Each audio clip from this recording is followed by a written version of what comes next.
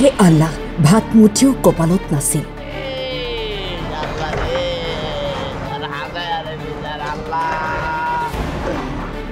পাতি দিয়া চৰু পৰি থাকিল। হাতত মাটিৰ কাগজ লৈ উচ্চাৰিত কান্দোন। আমি ইয়াৰে মানুহ, আমি কোনো নদী ভাঙা আহিব মানুহ নাই যে আমি নদী ভাঙা মানুহ ইয়াতে আহি বসবাস কৰি আছো।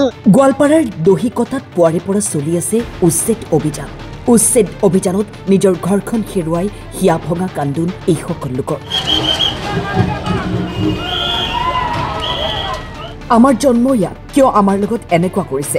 আল্লাহ, তুমি দেখিছানে কি হৈছে আমাৰ লগত? কান্দি কান্দি দুৰ্ভগীয়া লোকসকলে ব্যক্ত কৰিছে এনেদৰে। আমাৰ ককা দেউতাহঁত ইয়াতে আছিল। আমি খহনীয়াগ্ৰস্ত মানুহ নহয়।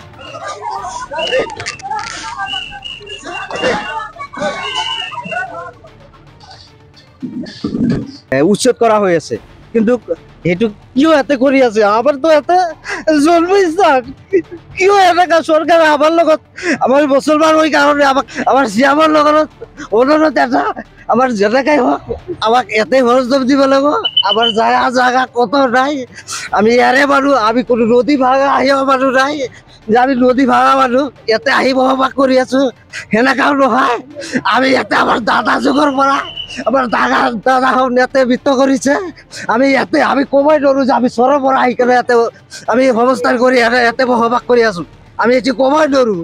আমাৰ আটা এতিয়া দেউতাৰ 70 বছৰ হৈ গেল, এনেকে এটা এটা ঘৰ বাচি বাচি আমাক উচ্ছেদ কৰি আছে। এইটো বেয়া কথা।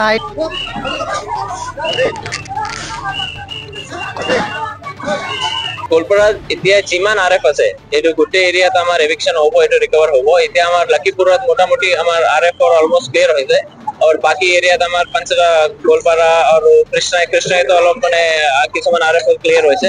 এতিয়া গোটেই RF আমি ট্ৰাই কৰি আছো, এটা এটাকে আমি ৰিকভাৰ কৰি এইটো ফৰেষ্ট এৰিয়া ৰিভাইভ কৰিব লাগিব। এই ৰিজাৰ্ভ ফৰেষ্টে ডিউৰিং জইণ্ট চাৰ্ভে আমি এটা গম পালো কিছুমান পট্টা পাইছিলে। এইটো পট্টাটো আমি বাহিৰত ৰাখিছো। এতিয়া পট্টাও মানে এইটো মানে এনেকুৱা নহয় কি মানে উচ্ছেদ নহব, এইটো অলৰেডি মানে ডিচিক লিখা হৈছে ৰেভিনিউ ডিপাৰ্টমেণ্টত।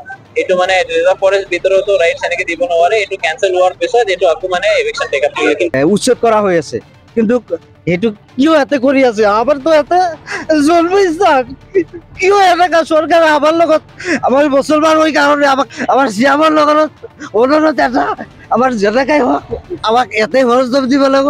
আমাৰ জাগা কত নাই, আমি ইয়াৰে মানুহ, আমি কোনো নদী ভাঙা আহিব মানুহ নাই যে আমি নদী ভাঙা মানুহ ইয়াতে আহি বসবাস কৰি আছো। সেনেকাও নহয়।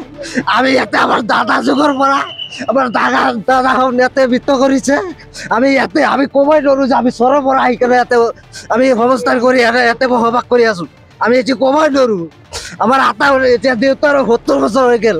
গোৱালপাৰাৰ পৰা মঞ্জুৰ ভূঞাৰ ৰিপৰ্ট টাইম 8।